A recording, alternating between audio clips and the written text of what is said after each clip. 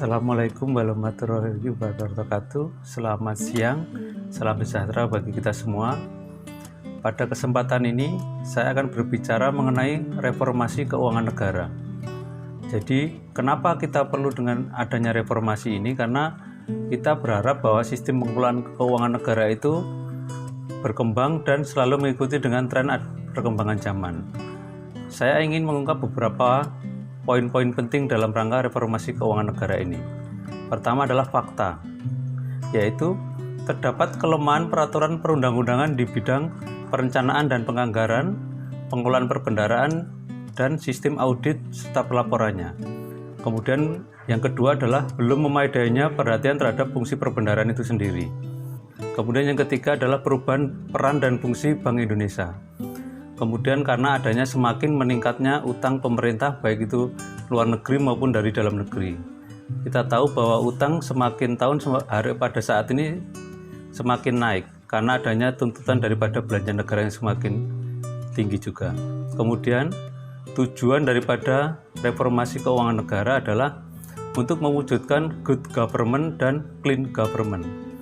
Kita mengharapkan bahwa dengan reformasi ini akan terwujud suatu pemerintahan yang baik, tata kelolanya, sistemnya, dan bersih dari korupsi dan nepotisme maupun yang lainnya. Kemudian poin selanjutnya adalah kelemahan di bidang perencanaan dan penganggaran. Salah satunya adalah kurang nampak keterkaitan antara perencanaan, penganggaran, dan pelaksanaan. Dulu kita tahu bahwa sebelum adanya reformasi keuangan negara, perencanaan itu sekedar seperti perencanaan saja, sehingga tidak ada output yang jelas daripada perencanaan itu. Jadi fokusnya pada waktu itu adalah bagaimana yang penting dana itu adalah habis, sehingga tidak ada manfaat dari anggaran negara yang dapat dirasakan oleh masyarakat. Kemudian penganggaran masih berbasis input, sehingga karena berbasis input, sistemnya adalah yang penting dibuat, makanya anggaran berbasis kinerja itu belum bisa diterapkan. Kemudian jangkauannya masih 1 tahun, istilahnya terputus-putus. Karena jangkauannya masih 1 tahun, sehingga tidak dapat mencapai itu program pembangunan 5 tahun. Itulah yang menjadi problem selama sebelum adanya reformasi keuangan. Kemudian yang selanjutnya adalah belum memadainya atensi terhadap fungsi perbendaharaan. Salah satu contohnya adalah tercampurnya kewenangan administrasi dengan kewenangan perbendaharaan. Dulu, Kantor Pelayanan Perbendaharaan Negara yang dulunya bernama KPKN itu mempunyai kewenangan yang luar biasa untuk menentukan pengeluaran daripada Satker. Nah, dengan adanya reformasi itu nanti diharapkan ada pemisahan kewenangan antara KL dengan kas negara, dalam hal ini KPPN. Kemudian yang kedua, fungsi yang terbatas pada financial administration. Kemudian yang ketiga adalah belum tegasnya fungsi pejabat perbendaharaan, yaitu belum adanya pemisahan antara COO dan CFO. COO adalah KL, sedangkan CFO sendiri adalah Kementerian Keuangan. Dapat saya contohkan dulu, misalkan bendahara pengeluaran.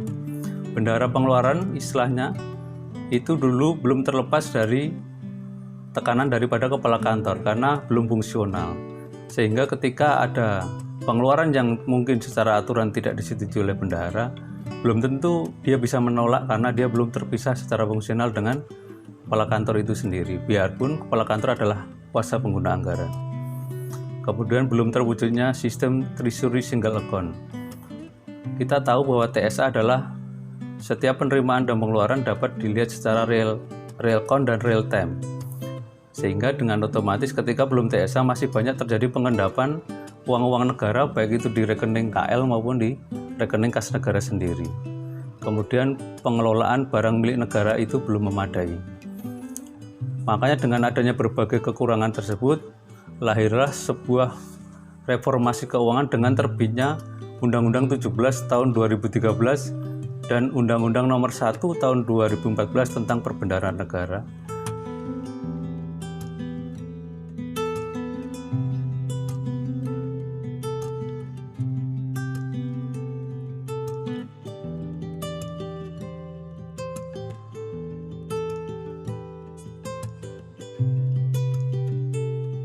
Dengan berbagai fakta dan kelemahan-kelemahan di atas, maka muncullah suatu reformasi keuangan dengan adanya terbitnya Undang-Undang Nomor 17 Tahun 2013 tentang Keuangan Negara dan Undang-Undang Nomor 1 Tahun 2014 tentang Perbendaharaan Negara, yang mana perbaikan-perbaikannya diantaranya adalah: pertama, di bidang penyusunan anggaran, perbaikannya adalah penganggaran berbasis kinerja.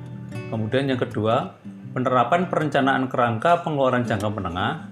Dan yang ketiga adalah penerapan anggaran terpadu. Kemudian reformasi keuangan di bidang pelaksanaan anggaran. Yang pertama adalah kewenangan ordonansiering sering dikembalikan kepada menteri atau ketua lembaga sebagai pengguna anggaran atau barang. Kemudian kewenangan Menteri Keuangan adalah sebagai pemegang kekuasaan akuntabel dalam kapasitasnya sebagai bendahara umum negara. Dan penerapan treasury single account dalam artian sistem kas tunggal, sehingga penerimaan dan pengeluaran negara dapat dipantau secara real time dan transparan. Kemudian dengan sistem ini, pemerintah dapat mengelola dana secara optimal untuk mendukung tugas-tugas pemerintahan dalam rangka pelaksanaan anggaran pendapatan dan belanja negara.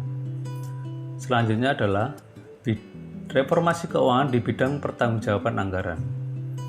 Pertanggungjawaban anggaran sebagaimana kita ketahui identik dengan terkait dengan pelaporannya, yaitu akuntansi dan pelaporan. Yang mana perubahannya adalah, yang pertama adalah perubahan sistem pembukuan yang dahulunya single entry menjadi double entry. Kemudian laporan pertanggungjawaban yang lebih komprehensif, yang mana sudah menganut sistem standar akuntansi pemerintah yang mengacu kepada standar akuntansi sektor publik internasional. Dengan adanya reformasi keuangan, maka prinsip-prinsip baru pengelolaan keuangan negara menuju good governance menjadi lebih akuntabilitas berorientasi pada hasil, yang kedua lebih profesionalitas, kemudian keterbukaan dalam pengelolaan keuangan negara, serta yang terakhir adalah pemeriksaan keuangan oleh badan pemeriksa yang bebas dan mandiri. Jadi dengan adanya reformasi keuangan ini, kita mengharapkan bahwa akan tercipta suatu pengelolaan anggaran yang lebih akuntabel dan dapat dipertanggungjawabkan kepada masyarakat. Demikian yang dapat saya sampaikan mengenai reformasi keuangan negara pada siang hari ini. Assalamualaikum warahmatullahi wabarakatuh. Selamat siang dan salam sehat selalu.